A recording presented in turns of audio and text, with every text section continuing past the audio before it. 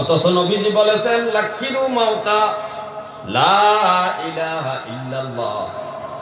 মানুষ যখন মৃত্যুবরণ করার জন্য সাকরাত শুরু হয়ে যাবে, তখন এই মৃত্যুবরণকারী সাকরাত চলাকালীন এই লোকটার সামনে তোমরা কালমা শরীফের তালিম করো, লা ইলাহা ইল্লাল্লাহ মুহাম্মাদুর রাসূলুল্লাহ সাল্লাল্লাহু আলাইহি ওয়াসাল্লাম। নবীজি বলেছেন 1400 বছর আগে যে মানুষ মৃত্যুবরণ করার আগে তার কিছু লক্ষণ প্রকাশ পাবে, তার সাকরাত শুরু হবে। এই সাকরাতের সময় একটু লং টাইম হবে, অত 10 মিনিট 15 মিনিট আধা ঘন্টা 1 ঘন্টা এরকম সময় হতে পারে সাকরাতের সময়। মৃত্যুবরণ করার আগে তার এইরকম লক্ষণ একটা প্রকাশ পাবে, দেখলে বোঝা যাবে লোকটা মারা যাবে আর বাঁচবে না। তখন তোমরা এই লোকটার সামনে কি করো, লাকিরু মাউতা লা ইলাহা ইল্লাল্লাহ। এই পরপারের যাত্রী মৃত্যুবরণকারী ব্যক্তিদের সামনে তোমরা লা ইলাহা ইল্লাল্লাহ জিকিরটা করো। সেজন্য তোমার সাথে সাথে এই জিকিরটা করে দুনিয়া থেকে বিদায় নিতে পারে, বিদায় নিতে পারে। কিন্তু এখন তো তালকিন করারও সময় পাওয়া যায় না। একটা মানুষ হঠাৎ করে হাঁটতেছে, হঠাৎ করে মাটির পরে গুলো দম চলে গেল, ডাক্তার আয়সা বলে শেষ করছে, কি করছে? তাহলে নবীজি বলেছেন, হে আমার উম্মত, যখন তোমাদের সমাজে এই চিহ্নটা প্রকাশ পাবে, আইয়াজহারা মাউতুল ফুজ্জাআহ, হঠাৎ মৃত্যুবরণ করার সংখ্যা যখন বেড়ে যাবে, তখন মনে করবা কিয়ামত অতি নিকটবর্তী, কিয়ামত অতি নিকটবর্তী। তাহলে আমাদের সমাজে, আমাদের দেশে, আমাদের গ্রামে, আমাদের পাশাপাশি গ্রামে, আমাদের বন্ধু বান্ধব থেকে শুরু করে এরকম মৃত্যুবরণ বাড়তেছে না কমতেছে? বাড়তেছে। তাহলে এতে বোঝা গেল হঠাৎ মৃত্যুবরণ করাটা কিয়ামতের আলামত, কিয়ামতের আলামত। হে আমার ভাইও, কিয়ামতের আরেকটা আলামত হলো, হযরত আনাস রাদিয়াল্লাহু তাআলা আনহু এই হাদিসটা বর্ণনা করেছেন। হযরত আনাস বলতেছেন, লা তাকুমু সাআতা হাত্তা ইয়ারফাউল ইলমা ইয়াযহারাল জাহলু।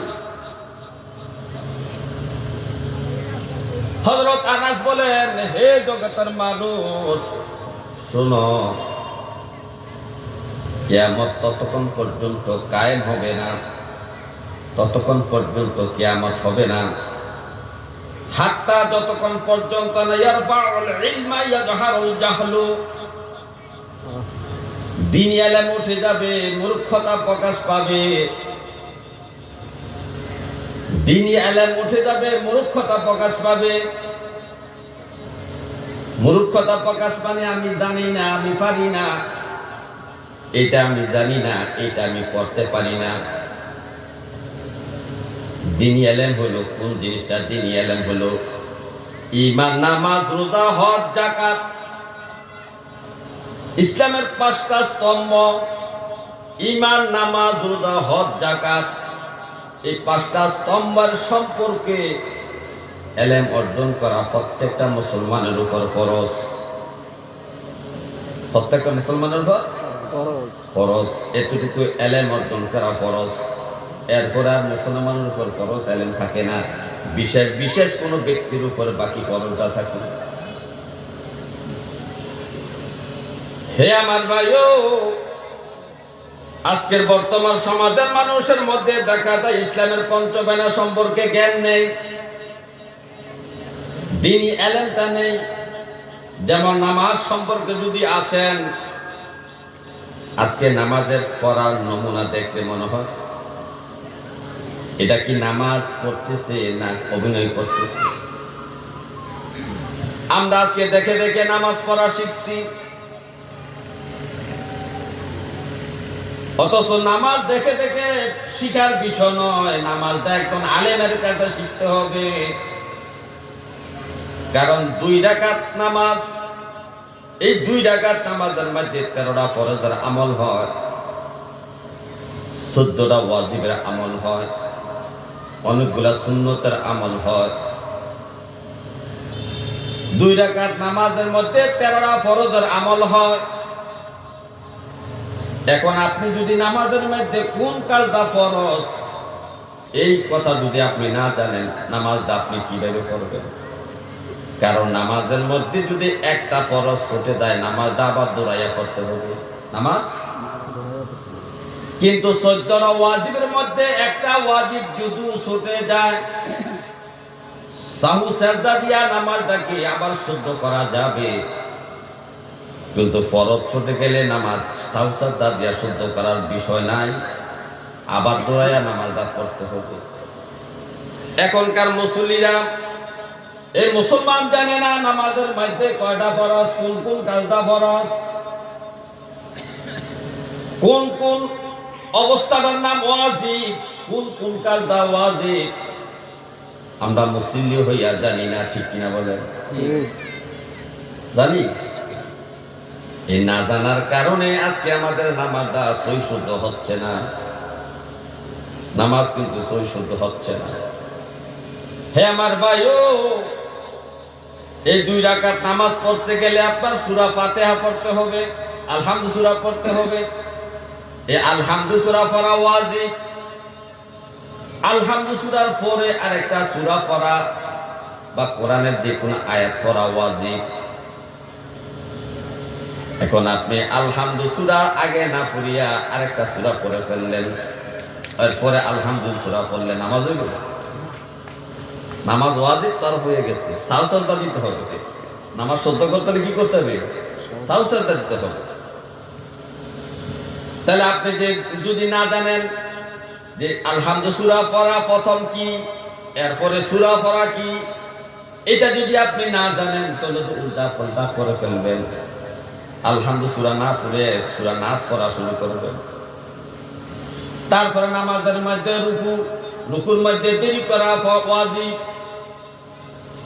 আর আমাদের রুকুর যে নমুনা, রুকু করতে দেরি, মাথা উঠাইতে দেরি করে না, সোজা হয়েও দাঁড়ায় না, সাথে সাথে সাজদা চলে যায়। অথচ রুকুর মধ্যে দেরি করা ওয়াজিব, রুকু থেকে দাঁড়াইয়া দেরি করা ওয়াজিব। সামি আল্লাহু লিমান হামিদা, এই কথাটা বলিয়া দাঁড়াইয়া দেরি করা দোয়া ওয়াজিব। এখানে দোয়া আছে, হামদান কাসিরান তাইয়িবান মুবারাকান ফিহি। এই দোয়াটা আপনি পড়তে পারেন।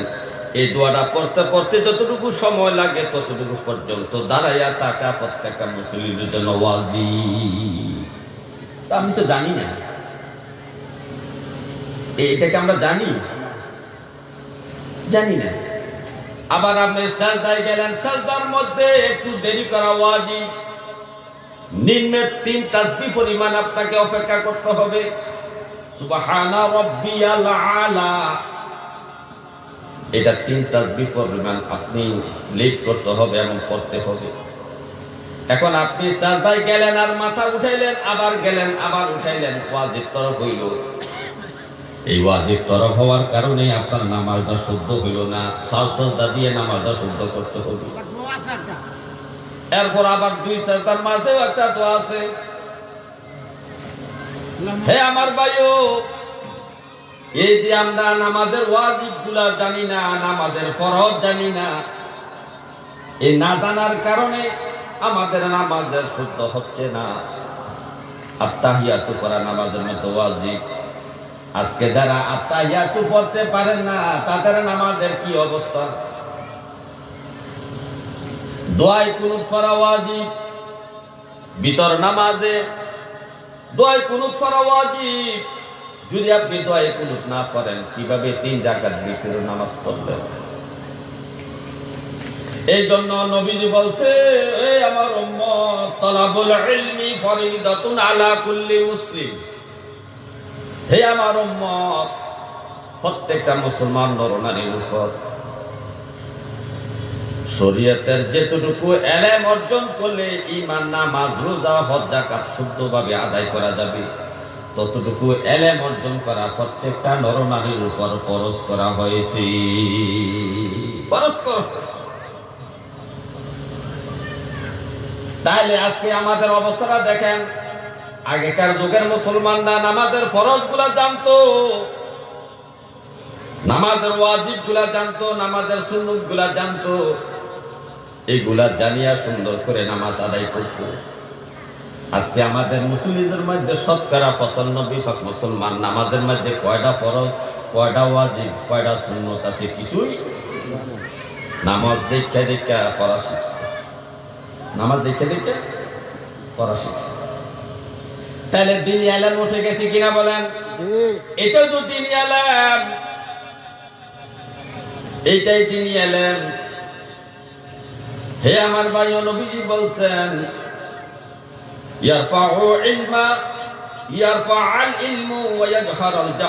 যখন দিন এলেম উঠে যাবে, মূর্খতা প্রকাশ পাবে, মনে করবা কিয়ামত অতি নিকটবর্তী হয়ে গেছে। এই মুসলমান ওযুর মধ্যে করা ফরজ জানে না, এটা তো দিন এলেম। আপনি ওযু করতেছেন, ওযু করতে যাইয়া যদি 4টা ফরজের মধ্যে একটা ফরজ যদি আদায় না হয়, ওযু হবে? তাহলে আমরা মুসলমান তো ওযু করি ঠিক, কিন্তু ওযুর মধ্যে কয়টা ফরজ তাও জানি না, ওযুর মধ্যে কয়টা সুন্নত আছে তাও জানি না। এই যে আমরা জানাজার নামাজ পড়ি, এই জানাজার নামাজের মধ্যে 2টা ফরজ আছে। কয়টা ফরজ? দেখে আগে জানতেন? এটা জানতেন আপনারা? কারা কারা জানতেন? হাত তুলে দেখেন তো। জানাজার 2টা ফরজ আমরা জানতাম আগে। তাহলে একজন মানুষের হাত তোলা সম্ভব হলো না, অথচ জানাজার নামাজ মাসে 2-1টা আমরা পড়ি। জানাজার নামাজের 2টা ফরজ হলো, 4টা তাকবীর দেওয়া ফরজ, 1 নাম্বার দাঁড়াইয়া জানাজার নামাজ পড়া ফরজ, কাতার সোজা করে সবাই দাঁড়াইতে হবে, এই দাঁড়াইয়া নামাজ পড়া ফরজ, 4টা তাকবীর ফরজ। হে আমার ভাই, ও আজকে জানাজার নামাজের 2টা ফরজ তাও আমরা জানি না। তায়াম্মুমের 3 ফরজ সম্পর্কে আমাদের জ্ঞান নাই। গোসলের মধ্যে 3টা ফরজ আছে, এই গোসলের 3টা ফরজ যদি সঠিকভাবে আদায় না হয়, ফরজ গোসল হবে না।